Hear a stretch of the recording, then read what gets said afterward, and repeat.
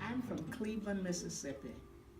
So when did you come to Chicago, you and your family? I came to Chicago in 1956, And at what age? and I was 18 years old.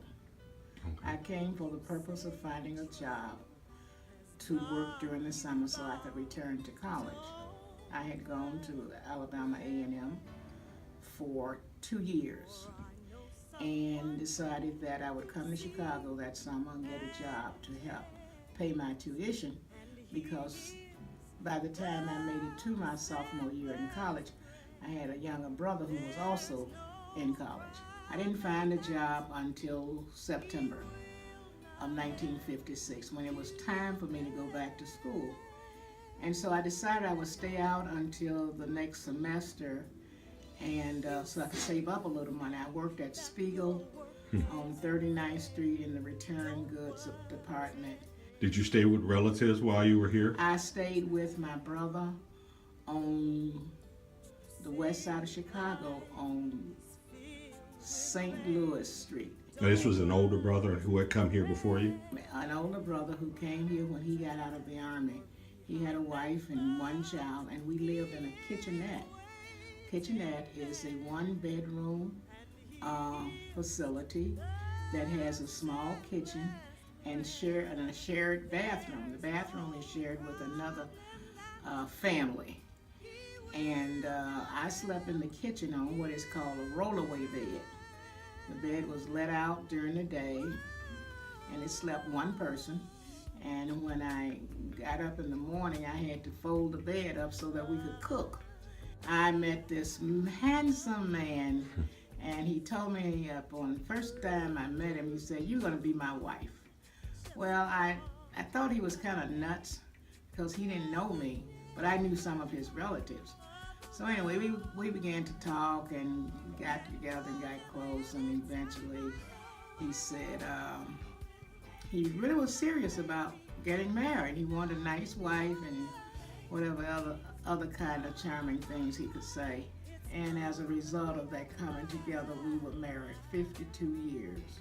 Fantastic. So let's talk about your career, starting with After I got teaching. after I got married, I went back to school because I told my husband that I came to Chicago to work, and I was planning on finishing college, and he said, "Well, I'll help you."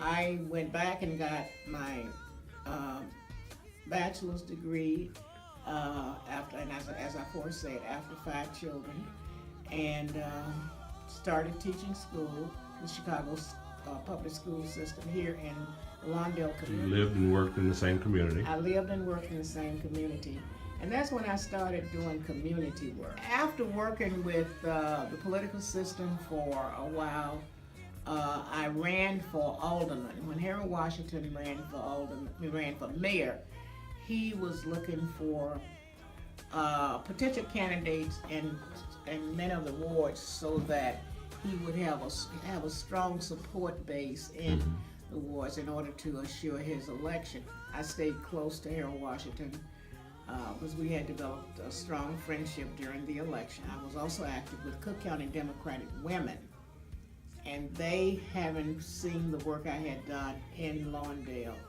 and thought that I would be a good candidate to run for Cook County Board of Commissioners. I didn't know what it was.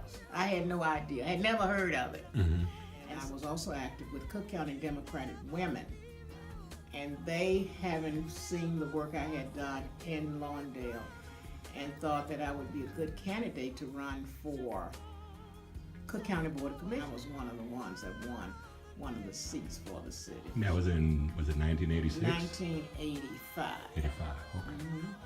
Great.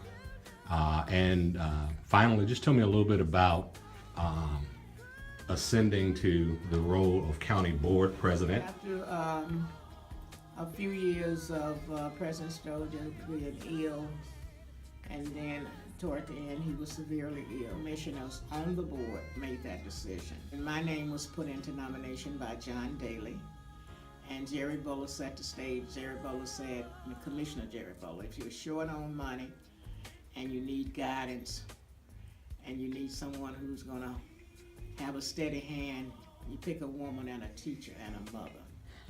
And he voted for me. And I vote for Bobbie Steele kind of like just rippled through the board.